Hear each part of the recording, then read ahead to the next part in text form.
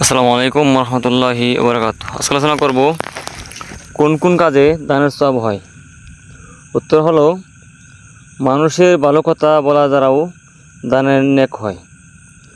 নামাজের জন্য প্রতিটি পদক্ষেপ করলে দানের সওয়াব পাওয়া যায়, এবং রাস্তা থেকে কষ্টদায়ক বস্তু দূর করলেও দানের সওয়াব পাওয়া যায়।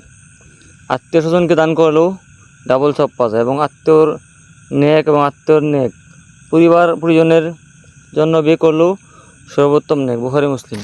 প্রিয় দর্শক, এখানে বলা হয়েছে যে আপনি যদি ভালো কথা বলেন তাহলেও দানের সওয়াব পাইবেন, এবং নামাজের জন্য প্রতিটি পদক্ষেপ দিলেও দানের সওয়াব পাইবেন, এবং আত্মীয় স্বজনকে দান করলেও ডাবল সওয়াব পাইবেন, এবং সবথেকে উত্তম হলো পরিবারের জন্য বিয়ে করা। তো এই ভিডিওটি শেয়ার করে দিবেন যাতে সবাই জানতে পারে, এবং আমার আজ থেকে এই প্রত্যেকটি কথা এবং কাজ আমল করবো ইনশাল্লাহ।